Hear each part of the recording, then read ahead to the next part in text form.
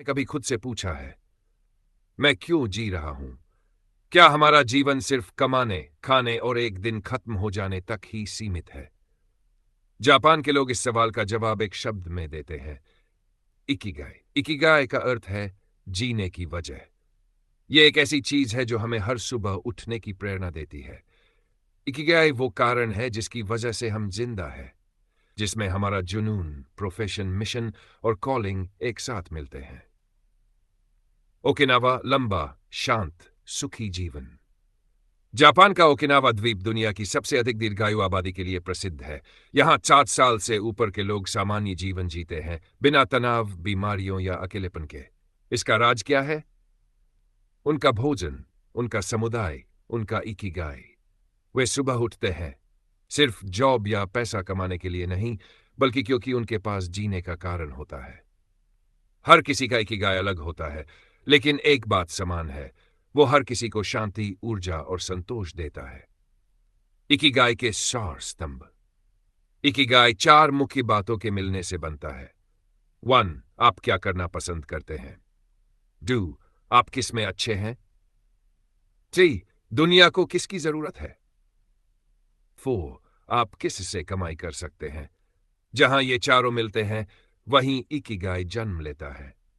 उदाहरण के लिए, अगर आप पेंटिंग करना पसंद करते हैं, उसमें अच्छे हैं, लोग आपकी कला से प्रेरित होते हैं और आप उससे आय भी कमा सकते हैं, तो वही आपका इकिगाई हो सकता है। काम को पूजा बनाना। इकिगाई का मतलब सिर्फ कुछ बड़ा करना नहीं है। यह छोटे कार्यों में भी पाया जा सकता है, जैसे बागवानी, खाना बनाना, पढ़ाना या दूसरों की मदद करना।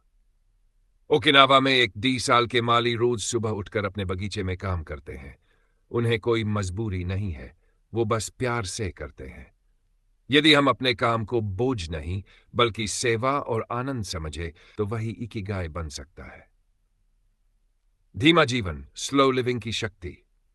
हमारी दुनिया भाग रही है, लेकिन इकिगाई हमें सिखाता है, धीरे लो, सांस लो, महसूस करो।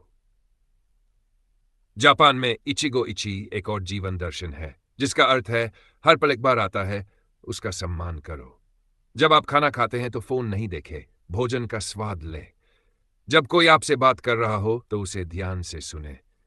इकिगाई में ध्यान और शांति का विशेष महत्व है। रिश्तों की ताकत।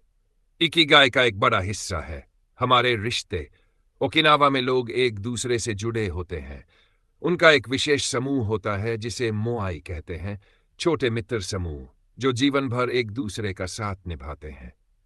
आज की दुनिया में लोग सोशल मीडिया पर तो जुड़े हैं, लेकिन असल में अकेले हैं। इकिगाई हमें सिखाता है, कनेक्ट कीजिए, प्रतिस्पर्धा नहीं। शरीर और मन का सामंजस्य। एक स्वस्थ शरीर में ही इकिगाई फलता फूलता है। ओकिनावा के लोग रोज हल्की फुल्की एक्सरसाइज करते हैं, जैसे ताइची, बागवानी या लंबी सैर। वे खाने में सब्जियां, फल, मछली और कम मात्रा में भोजन लेते हैं, जिसे वो कहते हैं हरा हचीबू, मतलब पेट 80% भरने के बाद खाना बंद कर दो। मन को शांत रखने के लिए वो ध्यान, लेखन और कृतज्ञता का अभ्यास करते हैं। अपने इकिगाई को कैसे खोजें? अब सवाल यह है, मैं अपना इकिगाई कैसे खोजूं? अपने बचपन की तरफ देखें। क्या ऐसा कुछ था जिसे करते हुए वक्त उठ जाता था? अपनी क्षमताओं को पहचानें। लोग आपसे किस काम में मदद मांगते हैं? अपने दिल से पूछें, क्या ऐसा कुछ है जो आप मुफ्त में भी करते रहेंगे? इन सवालों के जवाब धीरे धीरे आपके इकिगाई की ओर ले जाते हैं। निष्कर्ष, जीने की गाय कोई मंजिल नहीं, बल्कि एक यात्रा है।